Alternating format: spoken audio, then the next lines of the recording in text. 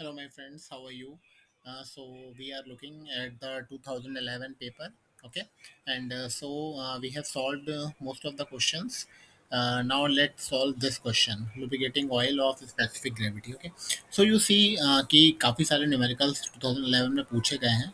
ठीक है, मैंने आपको काफ़ी सारे करवा भी दिए हैं और जो बचे हैं हम उसको प्रैक्टिस कर रहे हैं. Okay, so we start with this numerical. So I have already solve this numerical and I will tell you how to solve this numerical. Okay, so इस न्यूमेरिकल में क्या दिया हुआ है, लुब्रिकेटिंग ऑयल दिया हुआ है हमें, जिसकी स्पेसिफिक ग्रेविटी हमें दी हुई है कितनी, 0.82. ओके, और उसकी डायनेमिक विस्कोसिटी दी हुई है 1.2 × 10⁻³ is pumped at a rate of 0.02 metre cube per second through a 0.15 metre diameter okay and 300 metre long pipe. Okay, और हमें कैलकुलेट क्या करना है, प्रेशर ड्रॉप कैलकुलेट करना है, एवरेज शियर स्ट्रेस कैलकुलेट करना है और power required to maintain the flow. Okay, so there are two cases. First case if the pipe is horizontal, and second case if the pipe is inclined. Okay, so first we solve the case of if the pipe is horizontal. Okay, so सबसे पहले हम क्या करेंगे, सबसे पहले हमें rate of flow दिया हुआ है और हमें दिया हुआ है पाइप का डायमेंशन. तो सबसे पहले we calculate the velocity. Okay, और वेलोसिटी कैलकुलेट करने के लिए हम कौन सा रिलेशन यूज करेंगे, discharge is equal to velocity into area. Okay, so what is the value of discharge. Discharge हमें कितना दिया हुआ है, 0.02. ओके, तो डिस्चार्ज हमें दिया हुआ है 0.02 और एरिया हमें कितना दिया हुआ है, एरिया हमें दिया हुआ है 0.15 metre diameter. Okay, so what is the area of the pipe is π/4 d². तो यहाँ से हम कैलकुलेट कर लेंगे वेलोसिटी. तो फर्स्ट स्टेप आपका हो जाएगा, you have to calculate the velocity. Okay, next आपको कैलकुलेट करना है रेनॉल्ड्स नंबर, कि फ्लो का रेनॉल्ड्स नंबर कितना है.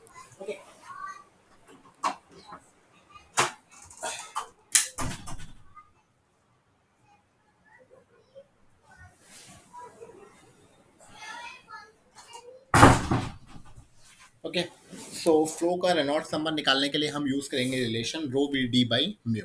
Okay, and so we use relation rho V D by mu. यहाँ पे रो क्या होता है, रो होता है डेंसिटी और वी होता है वेलोसिटी और डी होता है डायमीटर ऑफ द पाइप और म्यू होता है डायनेमिक विस्कोसिटी. ओके, अब फ्लूइड की स्पेसिफिक ग्रेविटी हमें कितनी दी हुई है, 0.82. सो जब हमें स्पेसिफिक ग्रेविटी पता होती है तो हम डेंसिटी निकाल सकते हैं. डेंसिटी कितनी हो जाएगी इसकी, 820. ओके, वेलोसिटी हम पहले से निकाल चुके हैं. डायमीटर पाइप का हमें कितना दिया हुआ है, 0.15. ओके, और यहाँ पे जो डायनेमिक विस्कोसिटी है वो हमें कितनी दी है, 1.2 × 10⁻³ okay, so when we put all these values into this we get the Reynolds number as 115825. Okay, so actually क्या है, जनरली रेनॉल्ड्स नंबर 4000 से कम आना चाहिए था, बट इस केस में शायद यहाँ पे डायनेमिक विस्कोसिटी की वैल्यू में कुछ एरर है जिस वजह से इसका रेनॉल्ड्स नंबर इतना ज़्यादा आ रहा है. क्योंकि ये इतना ज़्यादा आ रहा है तो ये जो फ्लो है ये कैसा है, टर्बुलेंट है. Okay, so this is important. The Reynolds number क्योंकि 4000 से ज़्यादा है तो फ्लो कैसा है, टर्बुलेंट है. अब अगर फ्लो टर्बुलेंट होता है तो हमें फ्रिक्शन फैक्टर निकालना पड़ता है और फ्रिक्शन फैक्टर निकालने के लिए हम कौन सा रिलेशन यूज करेंगे, 4F is equal to 0.316 R E raise to the power 1/4. Okay, so ये रिलेशन यहाँ पे लिखे हुए हैं कि अगर फ्लो लेमिनार है तो हम कैसे फ्रिक्शन फैक्टर निकालेंगे. अगर टर्बुलेंट पाइप है, स्मूथ पाइप है और टर्बुलेंट है तो हम फ्रिक्शन फैक्टर कैसे निकालेंगे. और अगर जो पाइप में अगर कुछ हमें रफनेस दी हुई है तो हम फ्रिक्शन फैक्टर कैसे निकालेंगे. ओके, तो यहाँ पे हम कैसा पाइप एज्यूम कर रहे हैं, स्मूथ पाइप एज्यूम कर रहे हैं. तो उसका फ्रिक्शन फैक्टर का रिलेशनशिप क्या होता है, 4F इज इक्वल टू, ये F यहाँ पे फ्रिक्शन फैक्टर है. Okay, so it is equal to 0.316 R E raise to the power 1/4. Okay, सो we can use this relation.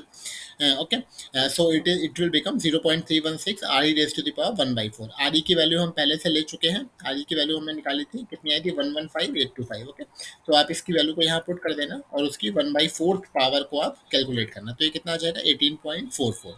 और जब आप इसको डिवाइड कर दोगे 0.316 से तो आपको फ्रिक्शन फैक्टर 4F मिल जाएगा. एक्चुअली कुछ बुक्स में आपको यहाँ पे 4F की फॉर्म में, एक्चुअली क्या होता है, जो कुछ बुक्स में क्या होता है, F को कोएफिशिएंट ऑफ फ्रिक्शन से रिप्रेजेंट किया जाता है. कोएफिशिएंट ऑफ फ्रिक्शन से रिप्रेजेंट करते हैं और फ्रिक्शन फैक्टर को रिप्रेजेंट करने के लिए क्या करते हैं, 4 से मल्टीप्लाई करते हैं. Okay, so in some books F denotes coefficient of friction और कुछ बुक्स में एफ को हम क्या डिनोट करते हैं, फ्रिक्शन फैक्टर को भी डिनोट करते हैं। ओके, सो यहाँ पे एफ को हमने कोफिशिएंट ऑफ फ्रिक्शन माना है और 4f को हमने फ्रिक्शन फैक्टर माना है। ओके, तो आपने फ्रिक्शन फैक्टर निकाल लिया। अब हम क्या करेंगे, अब हम सबसे पहला केस जो इसमें है वो क्या है, if the pipe is horizontal. ठीक है, तो सपोज ये पाइप है हमारा। Okay, suppose this is the pipe and it is horizontal.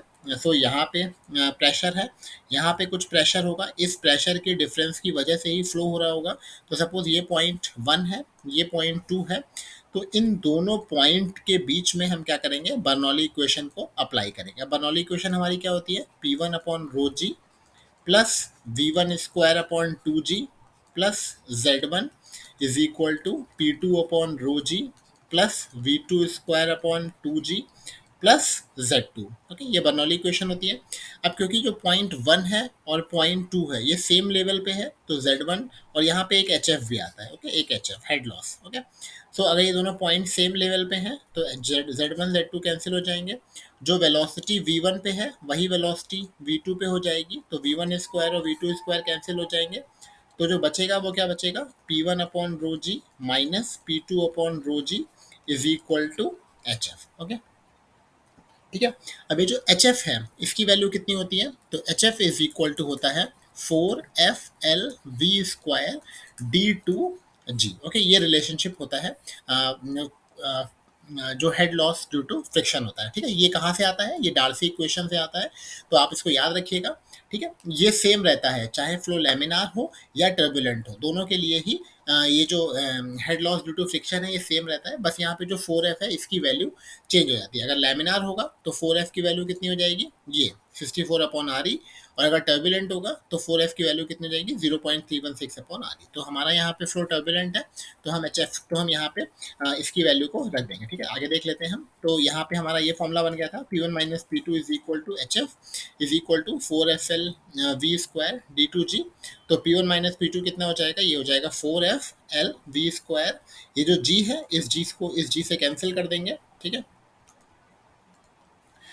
ये दोनों जी कैंसिल हो जाएंगे, ये रो यहाँ पे आ जाएगा। ओके, अब 4f की वैल्यू हमने पहले कैलकुलेट कर रखी थी, कितनी आई थी 0.016।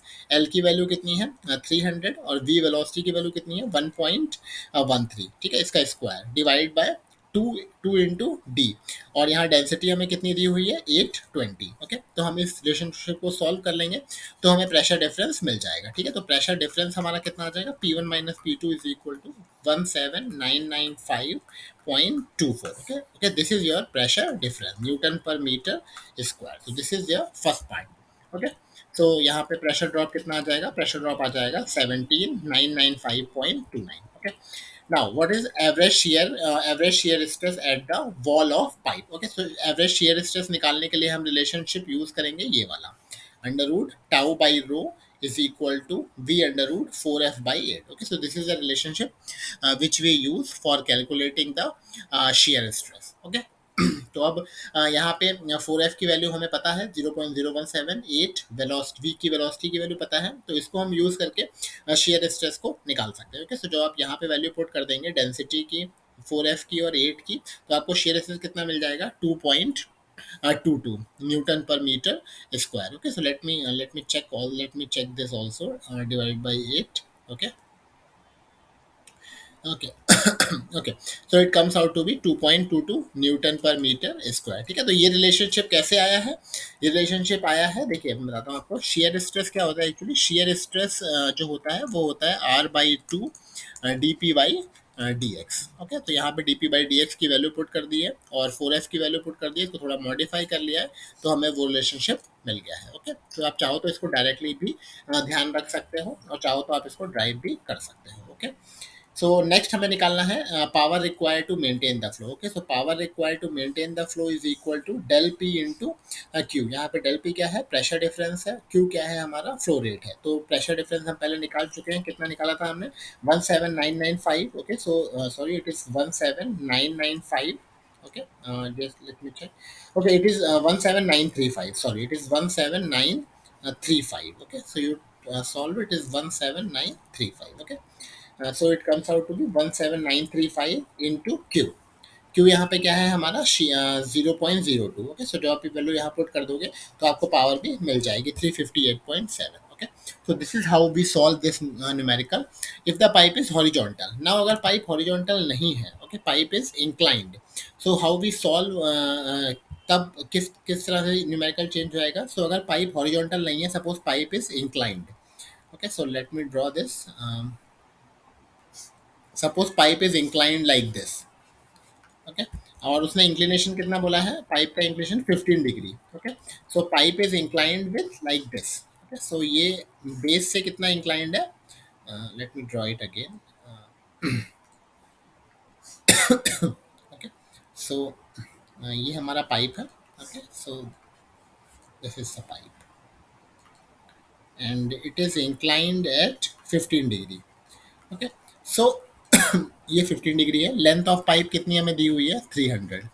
तो अब इसमें जब आप बर्नौली इक्वेशन अप्लाई करोगे इस पॉइंट पे और इस पॉइंट पे, तो क्या डिफरेंस आता है मैं आपको बताता हूँ। ये हो जाएगा P1 upon rho g plus V1 square upon 2G plus Z1 is equal to P2 upon rho g plus V2 square upon 2G plus Z2 plus HF। ठीक है, प्रीवियस केस में क्या था, Z1 और Z2 बराबर थे तो हमने उनको कैंसिल कर दिया था, but in this case Z1 and Z2 are not, और ये सेम नहीं है। Z2 कितना है यहाँ पे, Z2 की वैल्यू हो जाएगी, ये हो जाएगा परपेंडिकुलर, ये बेस है, ये हाइपोटेनस है, तो Z2 is equal to 300 sine 15। Okay, so this is the change जो आपको देखने को मिलेगा। तो प्रेशर डिफरेंस कितना हो जाएगा, P1 upon rho ji minus P2 upon rho G, okay, is equal to, now Z2 minus Z1 is equal to 300 sine 15 plus H F. Okay, so एक ये वाला टर्म और ऐड हो जाएगा एच एफ में। ओके, सो ये हो जाएगा P1 minus P2 upon rho ji is equal to, now what is 300 sine 15। Okay, so इसको आपको कैलकुलेट करना पड़ेगा एक बार। मैं इसको कर देता हूँ थोड़ा सा, just wait 1 minute.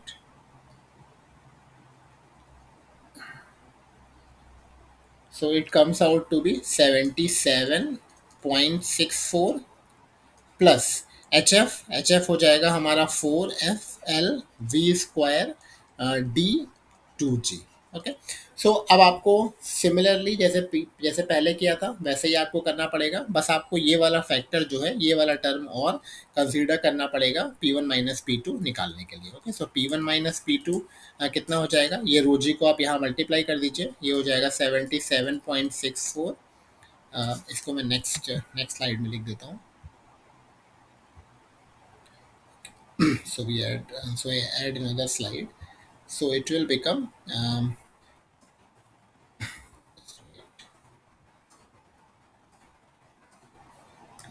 P1 minus P2.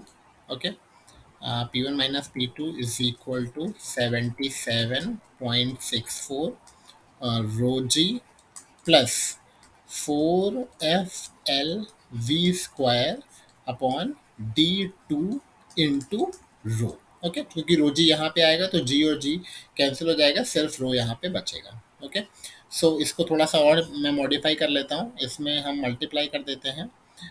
Density कितनी है 820 और जी की वैल्यू कितनी हो जाएगी 9.81, तो ये कितना हो जाएगा, ये हो जाएगा आपका 624,597.64 प्लस इसकी वैल्यू तो हमने पीछे कैलकुलेट ही करी थी। इसकी वैल्यू पीछे कैलकुलेट करी थी, कितनी आई थी, ये आई थी 17935। Okay, so it comes out to be 17935। Okay, so P1 minus P2 अब कितना बन जाएगा, P1 माइनस P2 बन जाएगा,